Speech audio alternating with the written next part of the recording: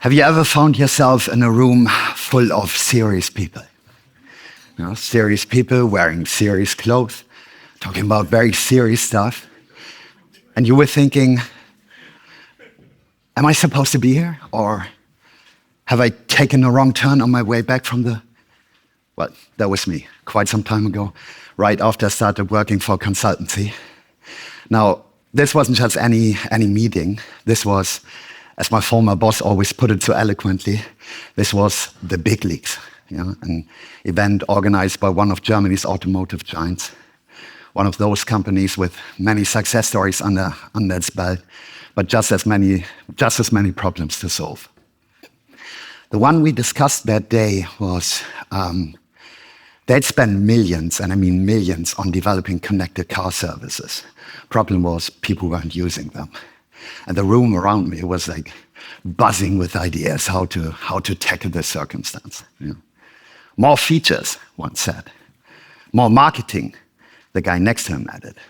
And then my all-time favorite, let's redesign the app. Was like watching a group of people trying to fix a headache with a haircut. And there I was, silently taking notes like a good rookie. But then during the break, I spotted the guy who they earlier introduced as the company's CDO, the Chief Digital Officer. Big guy, serious energy. And I approached him, fueled by maybe one too many espressos. Espressi? Well, one too many of them. I looked him in the eyes. Palms were sweaty, knees weak, arms were heavy. And I said, maybe we are solving the wrong problem here. He looked at me with a little bit of, was it disgust? Maybe, but there was also curiosity, and so I pushed forward. Maybe instead of adding more to something people don't like, we just build a platform that actually plays nice with the apps and tools your target customers already love. Long pause, lots of blinking. And then he said, well, I'm very bad at impersonating people, so bear with me. He said, well, that will go totally against our strategy. Let's try it. And that right there, that was when things shifted for the program, for me. 6 months later, we were ankle deep into developing this new platform. And another 6 months later, right after launching the MVP, boom, user adoption went up 240%. Not because our client played by the book, but because they dared to question it. In fact, they were pretty close to burning the damn thing. We didn't have a crystal ball back then. I didn't even have a real working title, if I remember correctly. What we had was a clear mandate, a shared idea, and enough room to explore where it would take us. And that phase in my life, it taught me a lesson I've carried with me ever since. Maybe the rules aren't always working for everyone. Let's talk about this magical unicorn everyone keeps chasing, exponential growth. I like exponential growth, just as much as the next person, I assume. What I don't like is when people claim that it just takes more of the same to get better and faster, because that's not true, is it? In fact, the ways that got you this far may not take you any further, because serving, let's say, 50,000 clients is a very different story from serving just 50. It might require completely different logic. Exponential growth is about taking it from, let's say, 2% this year to substantially more in the years to come, without accidentally burning the house down. And this is where it gets juicy, as many people assume that this whole journey is all and only about tech. AI here, blockchain there, chatbots everywhere. Like it's the office edition of Black Mirror. But exponential growth doesn't just happen because someone downloads a new shiny algorithm. It happens at the intersection of three very powerful forces. Tech enablers, yes, they play an important role. Agentic AI, automation, connected systems. Not just playful tools, but real game changers, reshaping pretty much everything. But then you also have to cater to behavioral shifts, reflected in people's evolving expectations, actions, perceptions. And then, of course, market dynamics, meaning all the chaos happening outside your company that you cannot control, but better understand. And at the middle of this little Venn diagram, I hope you could see it, this is where the magic happens, or where it can happen, potentially. Let's take a quick detour into the real world. Of course, I could just give you the classic Netflix versus Blockbuster story here, but come on. I guess you know it, I know it, your grandma probably knows it. So instead, let's talk about Hyundai. Not exactly the poster child when it comes to disruption, but in 2023, Hyundai did something weirdly wonderful. They launched their first motor/design studio in the metaverse using a platform called Zepeto, which up until then, it was mostly known for digital dance parties and Gen Z fashion drops. Now, you would probably expect a company like Hyundai to just replicate one of its dealerships in 3D and then upload the system or the file to the system, right? But that's not what happened. Instead, they created more of a digital playground, allowing users to customize cars, take them for a virtual spin, meet with friends, hang out, and hence have a very unique brand experience. No salespeople, no brochures, no stale coffee, and yet, or because of that, it worked. The adoption rates went through the roof. There were 10,000s of mostly Korean teenagers, this was more of a national campaign, who started customizing EVs, electric vehicles, as if they were sneakers. While other OEMs, other car makers, kept investing into adding more features to their website configurator, making this whole process of tailoring a car more tedious than it already was. Hyundai went fully virtual, and they had massive success with that. And this brings me to a lesson I've learned quite early in my career. If you want exponential growth, sometimes you have to stop tweaking the model and start questioning it. Because if you really want your business ideas to scale, you cannot just optimize. Sometimes you've also got to break a few rules. Not the legal ones. Don't worry, you people from legal out there, wherever you are on YouTube. But the everyday rules you follow without even realizing it, including the subtle ones, those humming quietly at the back of your head, like always use Arial when writing in PowerPoint. But also the loud ones, those printed on posters, etched into strategy decks, and written in stone like commandments from the gods of corporate. Like customer first, or innovation starts with alignment. It doesn't. Lucky us, all these rules are, well, technically, they are breakable, which is great news, as many of them have a rather growth-blocking effect and prevent even your best ideas from ever taking off.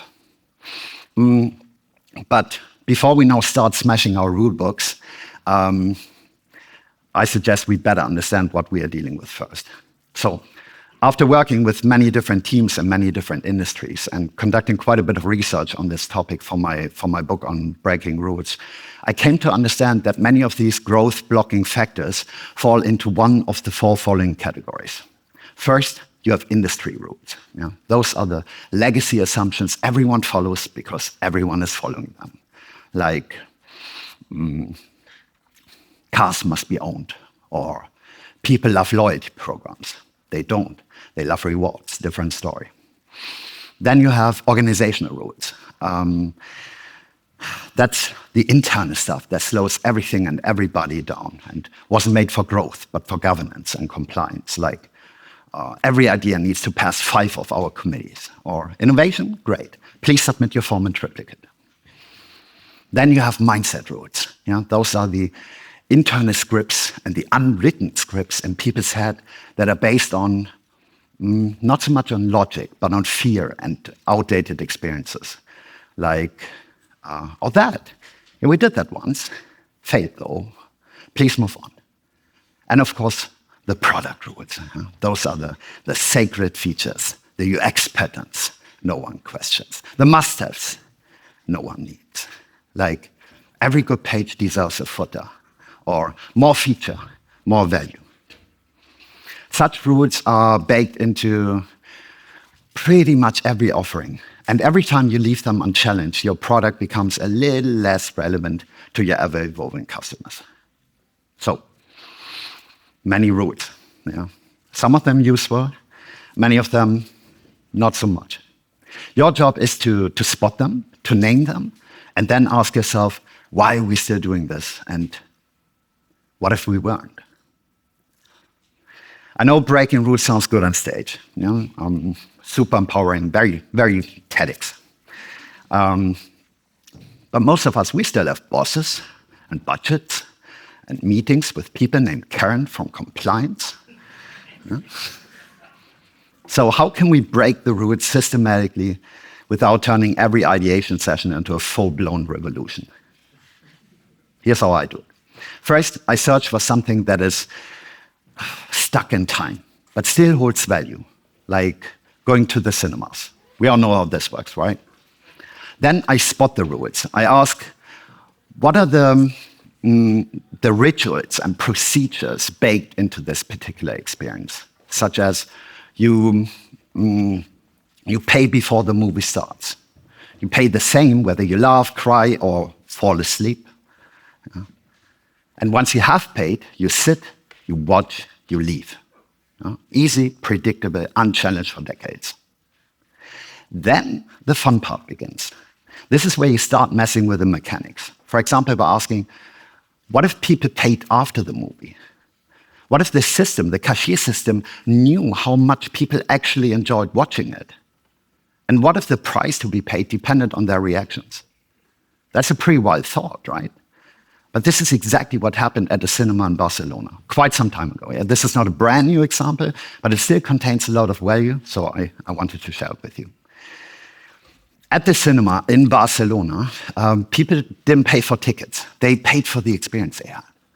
The providers, they used a facial recognition software to actually count how often people laughed during a comedy. And that data turned into people's bills. So, no laughs, free movie. 5 laughs, I don't have the exact data, but let's assume 5 euros. 10 euros, 10 laughs, 10 euros. Or maybe even more, since people had such a great experience. And the idea spread. There were other cinemas in Spain picking it up and turning it into a model, not just a stunt. These cinemas, they didn't just break the rules of ticket pricing. They reinvented the whole value exchange. Very, very different thing. Okay, so you've broken some rules. You've got everyone in the innovation lab excited about the big thing, about disruption. But then things slowed down. You hit a wall. Your idea was good, so what's stopping it? Let's get real for a second. Exponential growth, it's not just about the right level of innovation, it's also about the right environment. Only then it can unfold. The one rule I learned when working as a consultant for Sapient, I learned that exponential growth is really not just about innovation. It's not just about adding things, but it's also about exnovation. Weird word, I know, but big impact, believe me. In fact, exnovation might be the boldest and biggest growth move you're not making these days. While innovation is all about adding stuff like new features, new tech, new buzzwords, exnovation is about making space. It's about letting go and hitting the delete button on purpose. And it's innovation's often forgotten twin, the one who says, you remember the system Bob built in 2005? Yeah? The one running on fax machines and tears? That's got to go. Let me give you a real story here. A client of ours, they used to have 247 different software systems in place. I repeat. No, just kidding. But 247 different software systems. Can you imagine? There wasn't an IT landscape. There was an escape room. And every time they tried to launch something new, it was like watching them play tech Jenga. A new tool? Yeah, sure. Just run it through 6 platforms, 7 teams, and a middleware layer that hadn't been updated since Nokia was still cool. So what did we do? We didn't add another tool, that's for sure. Instead, we sunset the clutter, or most of it, and we streamlined not all, but many of the existing platforms. This way, we were able to cut the system landscape by almost 40%. And right after, our client launched one of the most and successful transformational campaigns ever. Not because they added more, but because they finally made enough space for the right things to prosper. So, we've spoken about forces driving exponential growth. We've spoken about breaking rules. We've even covered the topic of exnovation. Now let's bring it home, because here's something not everyone will tell you.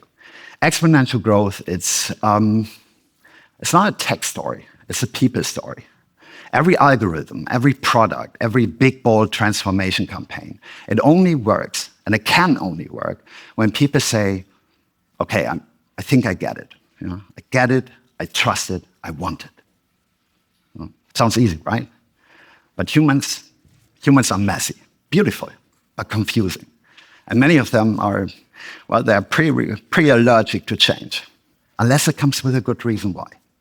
So, if you want real and lasting growth, you have to, this is my advice to you, you have to stop designing for metrics and start designing for people. Because when people feel seen, safe, and empowered, they will not just adopt your ideas, they will amplify them. And with this, I have to leave you. Before you go back to your teams, your strategies, your initiatives, please ask yourself the following questions.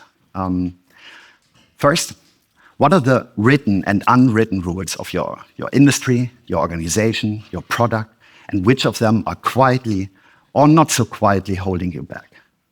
What could you exnovate, simplify, retire, to make space for something even better? And most importantly, how can you create real impact so that your innovative ideas actually improve lives, not just KPIs? Change, last thought, change is happening faster than ever. We all know this. And yet, it will never be as slow as today.